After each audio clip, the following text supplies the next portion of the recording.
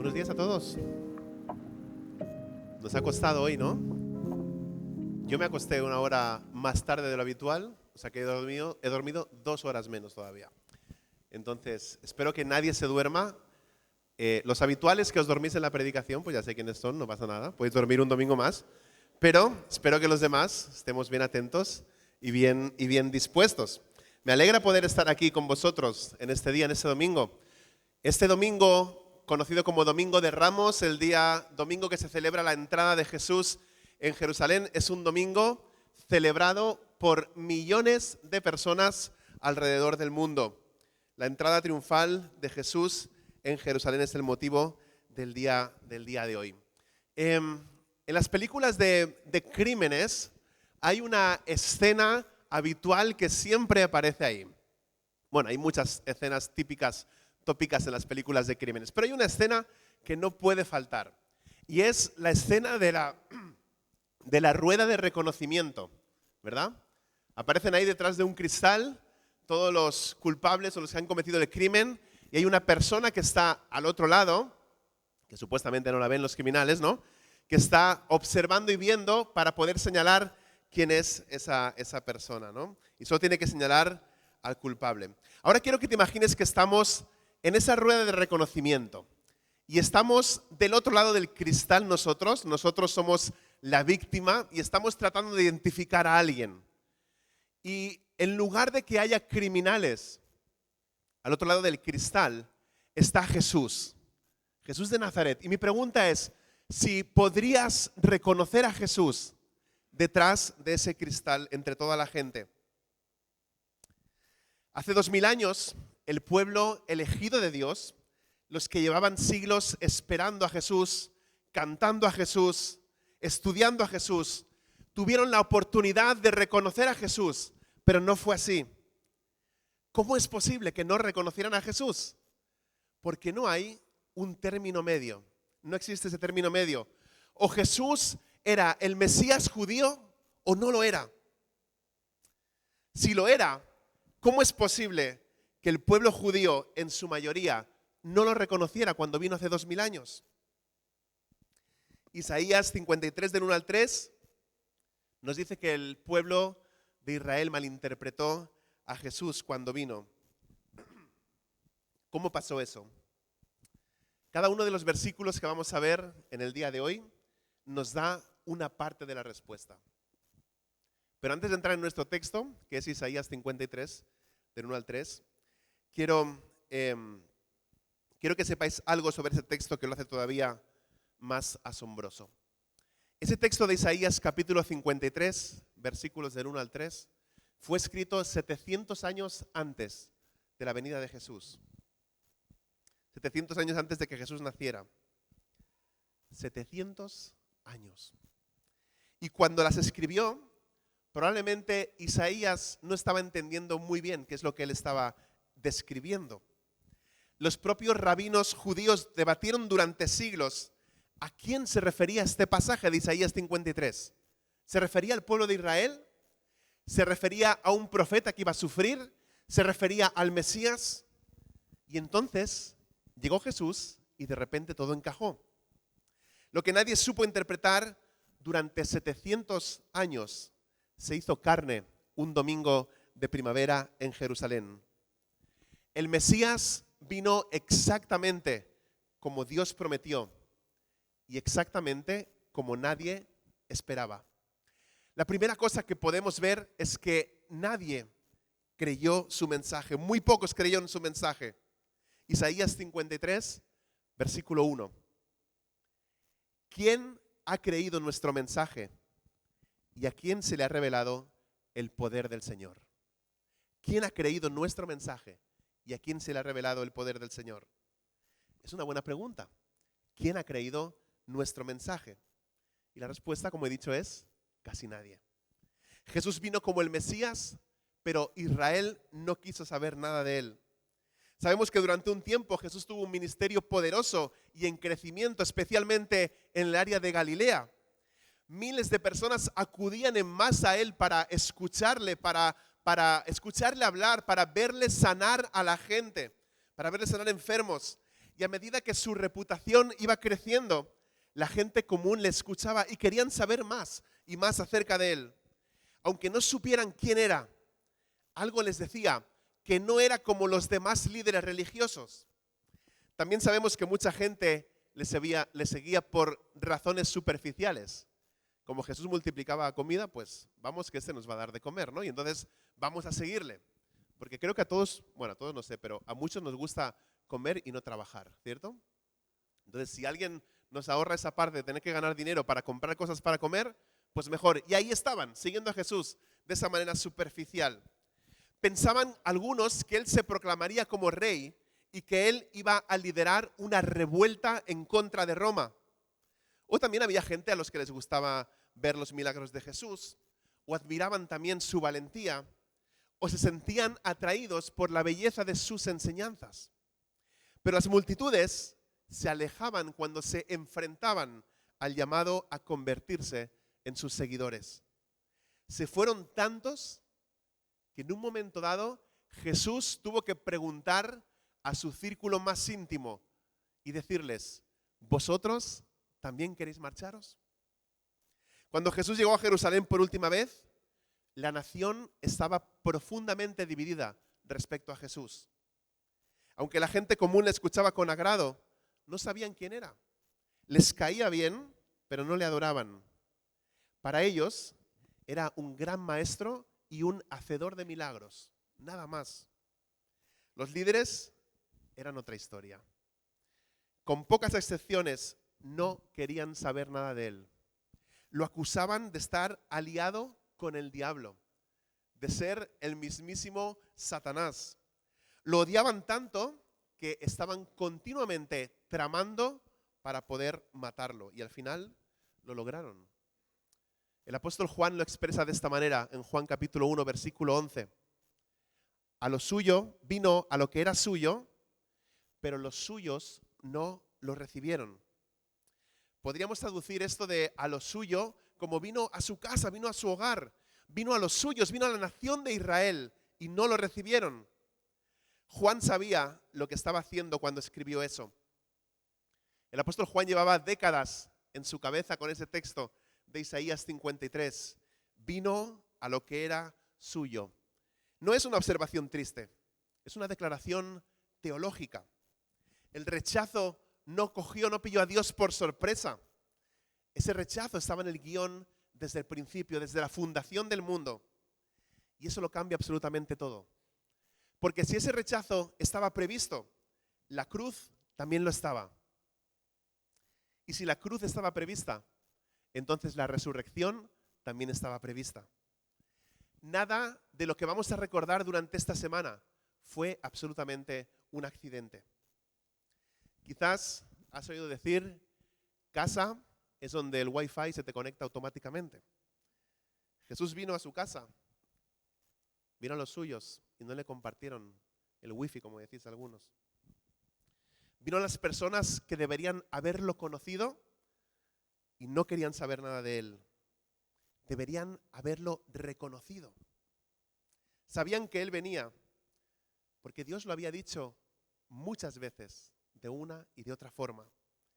Tenían montones de advertencias en el Antiguo Testamento, incluso algunos astrólogos paganos en Persia lo descubrieron cuando vieron su estrella en el oriente. En el Antiguo Testamento podemos ver las palabras de Moisés diciendo: Cristo viene, yo no soy, apunto a alguien mayor. Cristo va a venir, viene el Mesías. El rey David dijo: viene el Mesías. El mismo Isaías dice: el Mesías viene. Jeremías dijo: el Mesías viene. Daniel dijo: el Mesías viene. Miqueas dijo: el Mesías viene. Zacarías dijo: él viene. Malaquías dijo: él viene. Cada libro, cada capítulo, cada página del Antiguo Testamento da testimonio de esta gran verdad.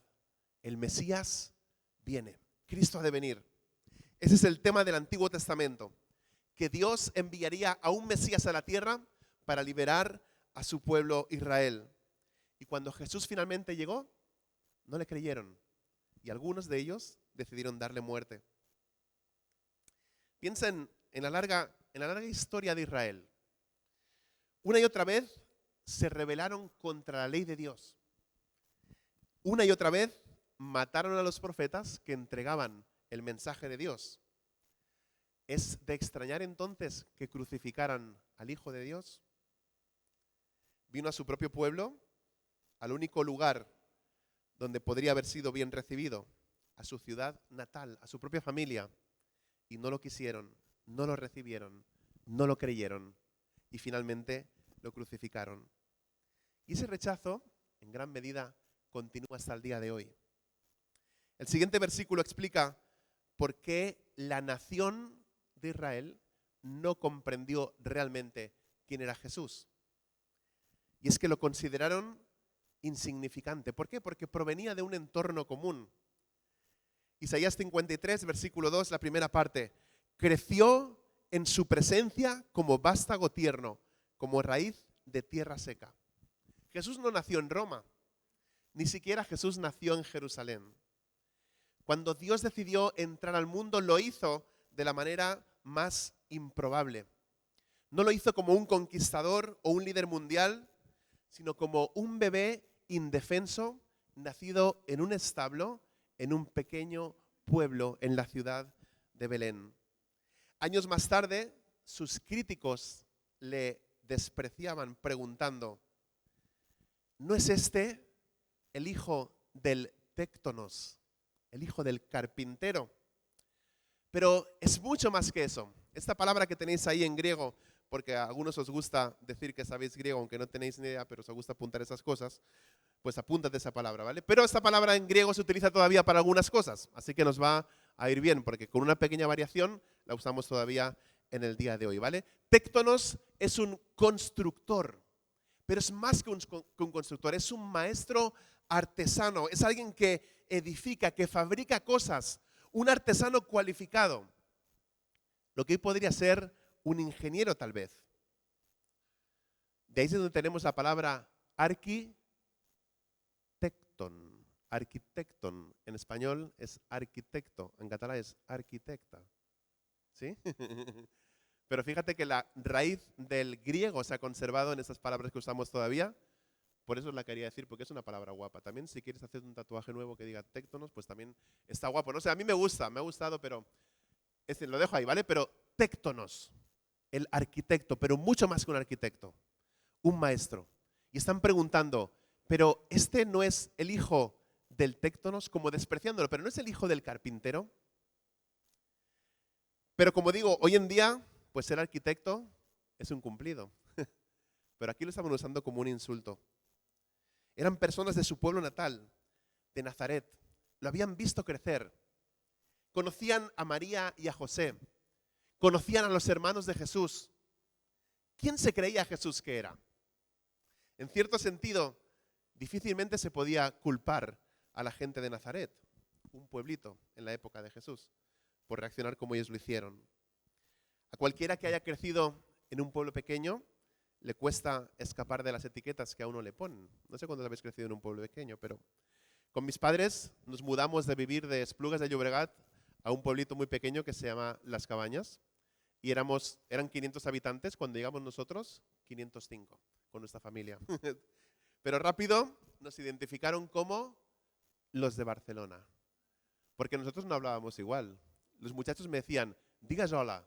Y yo decía, hola. Y ellos decían, no, es hola. Y entonces, ya identificaron que en esta dirección, en esta casa, ahí han llegado los de Barcelona. Y en un pueblo, todo se sabe y todos se conocen.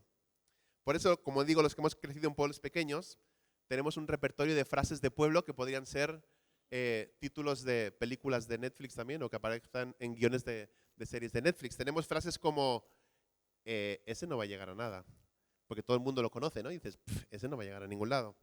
O, pero, ¿y cómo puede ser que tenga ese coche si no ha trabajado en su vida? Esas son cosas que se dicen en los pueblos. Otra que también era común y también esta es completamente real. ¿Qué hacen con 3 coches si solo son 2 en la casa? Pues a ti qué te importa, ¿no? Pero es un pueblo, ¿no? Entonces, ¿qué hace con 3 coches ese si son 2? Y el típico y común, pues que eso era inevitable, ¿ya sabes que tal persona es novia de tal persona? ¿no? Están saliendo juntos, porque los he visto en la panadería y han salido juntos de la panadería cuando yo iba a comprar el pan. Bueno, eso es lo que suele pasar en los pueblos pequeños. No es justo, pero esa es la vida en los pueblos pequeños. No siempre es negativo, pero a veces sí. Y cuando la gente ya te ha puesto el cartel en la frente, ese juicio tiende a acompañarte para siempre. Y así fue con Jesús. Las personas que más lo conocían o que creían conocerlo, no podían tomárselo en serio. ¿Quién se cree que es para enseñarnos algo? Si es el hijo de José, todos lo conocemos.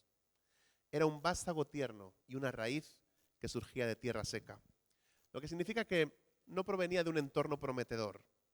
La expresión vástago tierno indica que era apenas una plantita que la gente mira como si fuera una maleza, ¿no? ¿Y qué haces con la maleza? Pues la arrancas y la tiras a un lado y la dejas por ahí. Una raíz que surge de tierra seca. Es como una planta que crece en las zonas más áridas en las que podáis pensar, ¿no? Mucho polvo, mucha tierra y muy poca agua. Una raíz pequeña se abre camino entre la tierra, pero no va a sobrevivir porque no hay agua que la sostenga. Jesús no nació en la realeza. No tenía sangre azul, ni linaje distinguido. A veces cuando vemos a alguien o pensamos en alguien, según qué, bueno, he escuchado, esto no es un micromachismo ni es un heteropatriarcado ni nada, pero más he escuchado a las mujeres decir, pues es alguien normalito, ¿no? Es un tipo normalito. Eso lo he escuchado muchas veces, ¿no? ¿Por qué? Porque no tiene así como nada especial, ¿no? Y eso es exactamente lo que los líderes dijeron acerca de Jesús. No vieron ninguna razón para tomárselo en serio y por eso es que no lo hicieron. No llegaba con las señales habituales de grandeza. Así que los gobernantes lo entendieron completamente mal, así como su misión en la tierra. Y es que él tenía un aspecto común. Dice el siguiente versículo, no había en él belleza ni majestad alguna. Su aspecto no era atractivo y nada en su apariencia lo hacía deseable. Durante 2000 años, la gente se ha preguntado cómo era Jesús físicamente. Los artistas de todas las épocas lo han pintado según se imaginan a Jesús. La mayoría de esas pinturas nos dicen más acerca del artista que acerca del propio Jesús. Y quizás eso sea inevitable, ¿no? Ya que los escritores del Evangelio no nos dicen absolutamente nada acerca de su apariencia. Sabemos que era judío, sabemos que creció en Medio Oriente y que fue criado en un hogar de clase trabajadora. Pero eso no nos dice nada sobre su altura, sobre su peso, sobre su pelo, sobre el color del pelo, de la barba, si es que tenía, sobre el color de sus ojos. Ninguna característica distintiva. Ahora, si les preguntamos a nuestros niños de la escuela dominical que dibujen a Jesús, lo que suelen hacer es dibujarlo un poquito más alto que los discípulos. Porque Jesús es un poquito mayor, ¿no? Y lo dibujan más alto, y eso sí, ¿no? Pues con el pelo castaño y la barba castaña, su bata blanca con una cinta de color morado o de color roja, que eso también no sé dónde ha salido porque tampoco dice nada en las escrituras, pero así es como lo pintamos para diferenciarlo de los demás apóstoles, y está Jesús ahí, ¿no? En las películas de Jesús, por lo menos en las que había cuando yo era pequeño, Jesús salía así como lo tenéis aquí en la imagen. No sé cuántos habéis visto este Jesús, a mí me daba yuyu, me daba bastante miedo cuando aparte caminaba con la mirada puesta en el horizonte y como que iba flotando y me daba cosita ver esta película de Jesús. Es una de las más famosas en YouTube. El último vídeo que subieron de esta película tiene 11 millones de reproducciones, pero la han visto millones de personas en todo el mundo y esta película se titula La vida pública de Jesús. Y no digo esto para criticar, sino hay que empezar por algún sitio, ¿no? Y si vas a pintar o hacer un cuadro o hacer una película, pues no puedes representar a Jesús como un fantasma sin forma. Pero algo típico que hacemos es movernos de lo conocido a lo desconocido. Empezamos con lo que conocemos, nuestra propia raza, nuestra propia cultura, nuestro propio idioma, nuestro ideal de físico, y a partir de eso creamos lo desconocido. Así que no es de extrañar que en diversas culturas del mundo Jesús a menudo se parezca a las personas de esas culturas. Hay películas chinas en las que Cristo es chino. Eso es así, es así. Hay un Cristo brasileño, un Cristo haitiano, un Cristo filipino, un Cristo noruego también, que seguro que es el que a las chicas les suele gustar más la película de Jesús, ¿no? Porque parece ahí como el Thor, con el pelo rubio, ojos azules. Todo esto que estoy diciendo, si lo buscáis en internet, vais a encontrar. Se han hecho cientos de películas de Jesús en todo el mundo y cada uno lo representa según su propia cultura, ¿no? Como os decía, esto es lo que millones de niños de la escuela dominical piensan que es la apariencia real de Jesús. Cabello largo y suelto, barba bien recortada, rasgos marcados, ojos penetrantes y una suave luz que aparece irradiar de su rostro. El efecto general transmite reverencia, santidad, poder, todo mezclado con pasión y amor que le dice al espectador: puedes confiar en mí. Como os digo, no es de extrañar que se haya reproducido más de 500 millones de veces. Y la verdad es que no importa mucho cómo se ha representado a Jesús a lo largo de los años, siempre y cuando recordemos que nadie sabe cómo era realmente.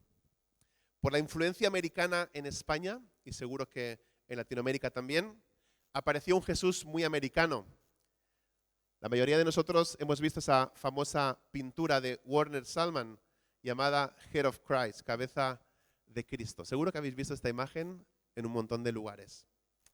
Y no me puedo olvidar tampoco de esta mujer católica que durante muchos años estuvo rezándole a esta imagen, que ella pensaba que era la imagen de Jesús, pero es la imagen de Obi-Wan Kenobi, que es la siguiente que tenéis ahí para ver. No sé si recordáis o conocéis esta historia, pero una mujer católica todos los días rezaba a Obi-Wan Kenobi.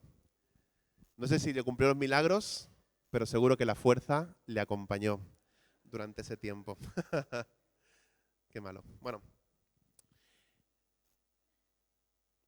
Isaías 53:2 nos da la única pista significativa acerca de la apariencia de Jesús. Y evidentemente no se parecía a esa cabeza de Cristo, ni a Obi-Wan Kenobi, ni ninguno de esos.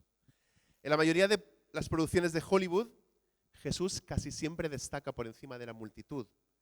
Pero Isaías nos da el punto contrario. La gente que lo rechazó lo hizo precisamente porque no era especialmente impresionante. Y me estoy acordando de algunos líderes cristianos que he conocido durante los años y que tienen ese algo que muchos podemos reconocer, que no sabemos qué es, pero dices, este tiene algo, ¿no? Estoy pensando concretamente en una persona, en un muchacho, en que de esas personas que cuando entra a una habitación todo el mundo se da cuenta de que ha entrado, ¿no? Porque es una persona que dirige la atención, que todos lo ven, que todos lo miran, que viste elegante, que es guapo, que, como digo, que habla bien, que comunica de una manera excelente, que llama la atención sin esforzarse en absoluto, ¿no? Y a lo mejor estáis pensando que le añada un pero aquí a este muchacho, pero la verdad es que no hay un pero. Hasta donde puedo ver y hasta donde yo lo conozco exactamente, él es lo que parece, ¿no? Un hombre con muchos dones y con una relación con el Señor genuina, una persona auténtica. Y como os digo, alguien atractivo, que te llama la atención. Pero lo que quiero decir es que Jesús no es exactamente así. No era alguien que llamara la atención de forma natural. No era un líder nato en el sentido, o por lo menos en el sentido en que nosotros usamos esa expresión. Aunque era el Hijo de Dios, apareció en la tierra como un hombre ordinario. Aunque venía de la majestad del cielo, ocultó esa majestad del cielo detrás del rostro de un hombre trabajador. Charles Wesley captó algo de esa idea en un himno que os recordé esta Navidad pasada, cuando él repite continuamente: el verbo humanado, el verbo encarnado en humanidad velado, el verbo encarnado en humanidad velado. Los judíos de la época no entendieron esto, al igual que muchas personas hoy en día lo pasan por alto. Los contemporáneos de Jesús tenían diversas opiniones acerca de nuestro Señor, muchas de ellas completamente equivocadas. Y en este caso, concluyeron que Jesús simplemente no podía ser el Mesías. ¿Por qué? No tenía el aspecto esperado. No es como nosotros esperábamos, así que este no puede ser. Y mira, creo que podemos equivocarnos en muchas cosas y aún así ir al cielo. Pero no puedes equivocarte acerca de Jesús y esperar ir al cielo. Esa es la tragedia de la incredulidad en aquel tiempo y hoy también en nuestros días. La tercera cosa es que lo despreciaron por su sufrimiento. La gente no le encontraba sentido. Versículo 3, la primera parte. Despreciado y rechazado por los hombres. Siempre ha sido despreciado y rechazado por los hombres. El mundo no le encuentra sentido al Hijo de Dios. Ya os dije algunos hace un tiempo que me quité la cuenta de Twitter de X porque me quitaba mucho tiempo, pero una de las cosas que me gustaba es que me ayudaba a pensar, porque cuando lo dejé, no sé si ha cambiado, eran 160 caracteres y tenías que pensar una frase para poner ahí y que encajara en ese espacio. Pero como os digo, me quitaba mucho tiempo y aparte, como sabéis que me gusta hablar y me gusta discutir, y cuando alguien contestaba alguna cosa que no era, pues yo empezaba ahí a escribir hilos en el Twitter X y entonces seguía adelante con toda esa cuestión. Pero una de las últimos posts que yo puse y lo empezó a repostear la gente y alcanzó un montón de personas, 20 y pico le dieron like, ¿vale? Entonces, estábamos ahí con todo eso, pero se empezó a expandir el comentario porque alguien que tenía miles de seguidores me hizo un comentario. Y mirad, yo escribía en Twitter, dije, si no quieres a Jesús como tu Salvador, un día lo enfrentarás como tu juez. Y esto es lo que provocó estas reacciones de esas otras miles de personas. Una persona citó mi frase y escribió: Pablo, no te conozco, pero la Edad Media te llama, te quieren de vuelta. Otra persona publicó varios tweets negativos y luego me puso: el resumen de tu problema es este. No creo que Jesús ni Dios tengan la cualificación ni la autoridad moral para juzgar. ¿Qué os parece eso? La gente del mundo no tiene un problema cuando le hablas acerca de Jesús y le dices que Jesús es el gran sumo sacerdote. Porque muchos no saben ni qué significa eso tampoco, ¿no? Entonces, pues le da un poquito igual que digas que Jesús es el gran sumo sacerdote. O cuando hablas de Jesús como el príncipe de paz. Tampoco hay problema con eso. Les suena bien que sea el príncipe de paz. Pero sí tienen grandes problemas cuando les hablas acerca de Jesús como el juez ante el cual un día ellos tendrán que comparecer. Pero ¿quién se cree que es este? No está cualificado para juzgarme. Y eso es prácticamente lo que la gente hacía o decía hace 2000 años. La gente puede aceptar a un Jesús humilde, que conoce sus límites y que no hace muchas demandas difíciles ni afirmaciones extravagantes. Pero no pueden soportar enfrentar a un Cristo que es a la vez Salvador y juez. La gente no le encontraba sentido. La segunda cosa es que toda su vida estuvo marcada por el sufrimiento. Isaías 53, la segunda parte. Varón de dolores, hecho para el sufrimiento. ¿Sabes que en la Biblia no aparece ni una sola vez en la que diga que Jesús se reía o se riera? ¿Lo habéis pensado alguna vez? ¿Lo habéis visto alguna vez? ¿Lo habéis leído alguna vez? No dice que Jesús se riera en ningún momento. Ahora, estoy convencido de que lo hizo. Estoy seguro de que lo hizo. Estoy seguro de que Jesús se rió. No tengo ninguna duda. Pero los evangelios no lo mencionan. Y a lo mejor es porque toda su vida estuvo marcada por el sufrimiento. Cuando nació, Herodes intentó matarlo. Cuando comenzó su ministerio, la gente natal de su pueblo se escandalizó. En las últimas horas de su vida fue traicionado por Judas y por Pedro. Sus sufrimientos no comenzaron en la cruz, pero fue su sufrimiento lo que le llevó a esa cruz. Se dice que Bernardo de Claraval, en el siglo XII, escribió por primera vez las palabras de un himno que se titula «Oh cabeza ensangrentada», o también tiene otro título «Oh rostro ensangrentado». El segundo verso habla del problema de nuestro pecado y de la muerte de Cristo y dice: Pues oprimida tu alma fue por el pecador. La transgresión fue mía, mas tuyo fue el dolor. Hoy vengo contristado, merezco tu dolor. Concédeme tu gracia, oh, dame tu favor. Y ese verso captura todo el problema de la raza humana. Jesús murió en esa cruz por nosotros. Jesús murió en esa cruz por mí, por mi pecado, por el pecado de cada uno de nosotros. Y creo que hemos hecho un buen trabajo en esa parte, ¿no? O sea, quiero decir, como pecadores lo hemos hecho bastante bien. Hemos pecado, guay, ¿no? Entonces, por lo menos esa parte la reconocemos. Nuestros pecados nos han separado de Dios, nos han alejado de Él completamente y nos han dejado en manos de nuestros débiles recursos. La mayoría de nosotros nos consideramos personas bastante buenas, o al menos no tan malas como el que tenemos sentado a nuestro lado. Y es cierto, muchos no hemos hecho esas cosas tan terribles que escuchamos que otros han hecho. Pero aún así, nuestras manos no están limpias.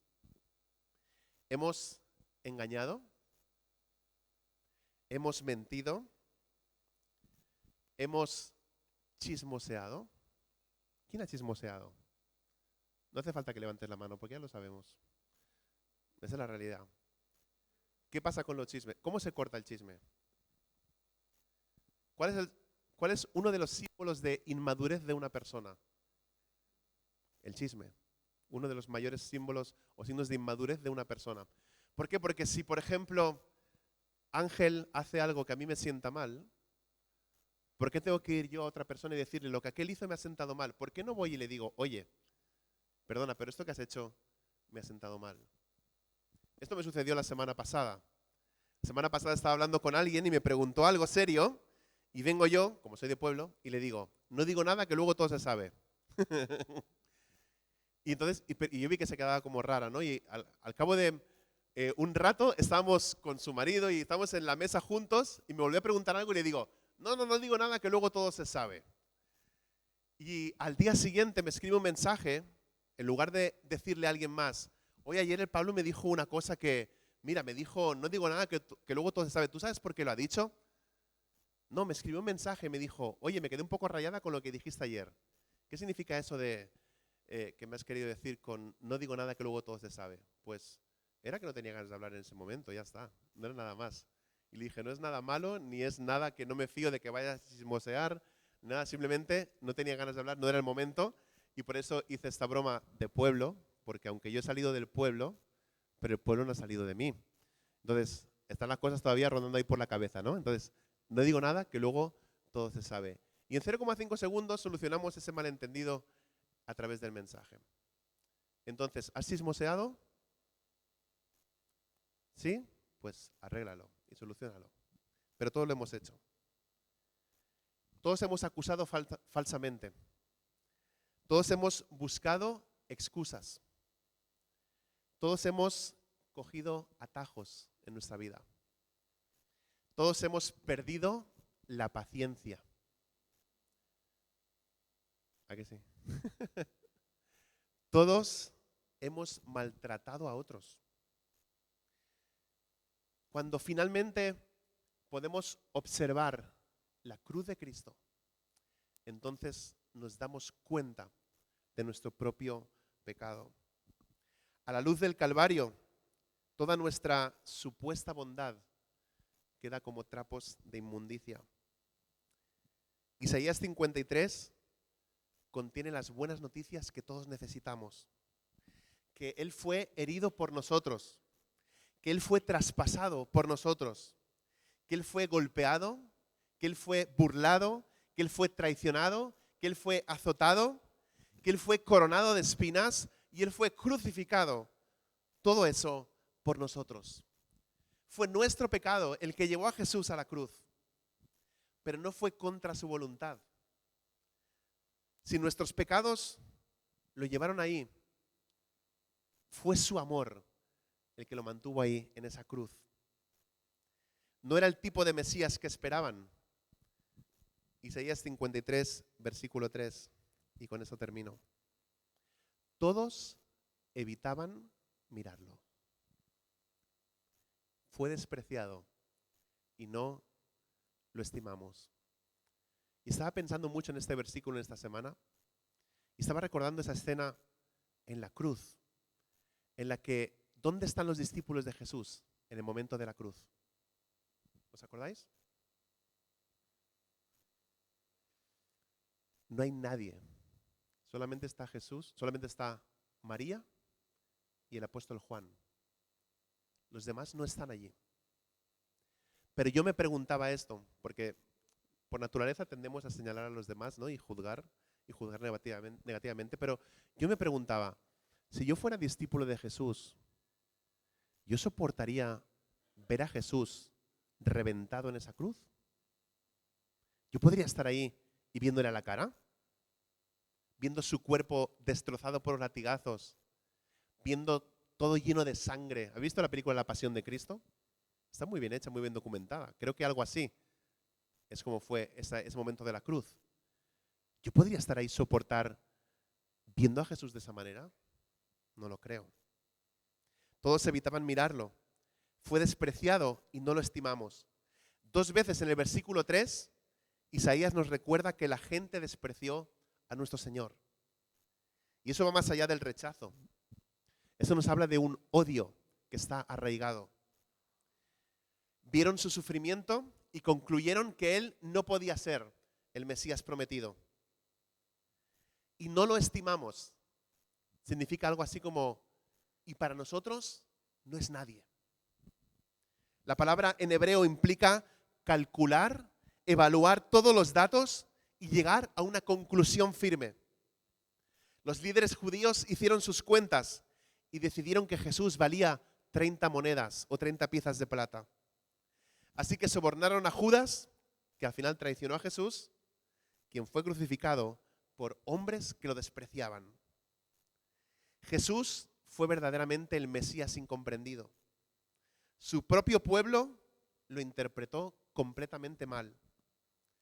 Lo encasillaron en una caja con la etiqueta rabino insignificante de Nazaret. Y hoy sigue siendo mal interpretado. El Mesías vino exactamente como Dios prometió y exactamente como nadie esperaba.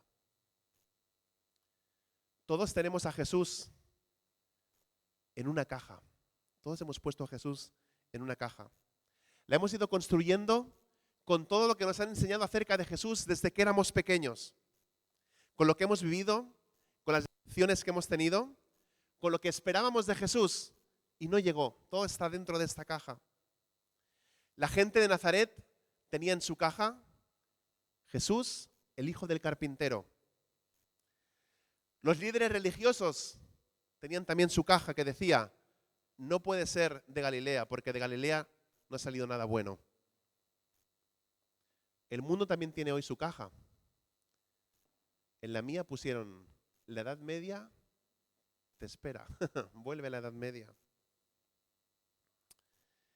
Es fácil mirar a estos líderes del siglo I y pensar, ¿cómo pudieron no ver a Jesús?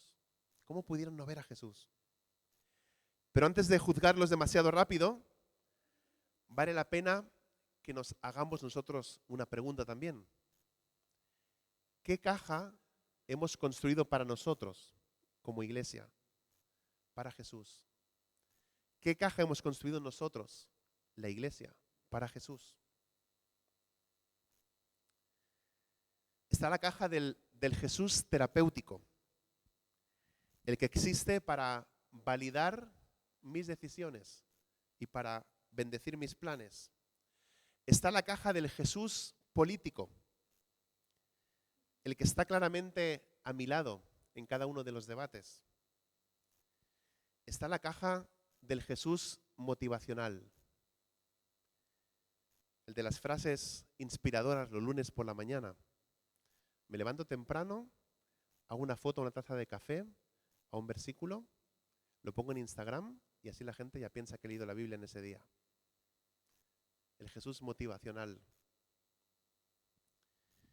Ninguna de esas cajas es lo suficientemente grande para el Jesús de Isaías 53. Y yo te pregunto, ¿cómo es tu caja? ¿Cómo es tu caja? Porque el Mesías no cabe en ninguna caja, ni en la de ellos, ni en la nuestra.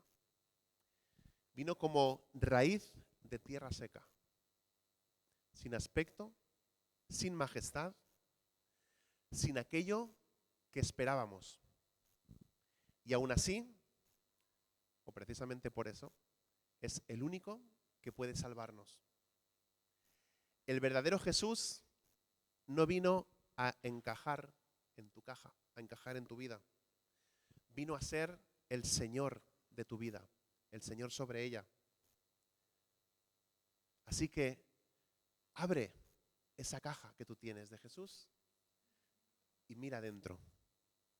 Y dime qué ves. Dime que Jesús es el que ves cuando tú abres tu caja. La rueda de reconocimiento sigue abierta. Seguimos detrás del cristal y siguen apareciendo diferentes personajes. Pero también está ahí Jesús detrás del cristal. Y la pregunta es, ¿lo reconoces? ¿Eres capaz de reconocer a Jesús?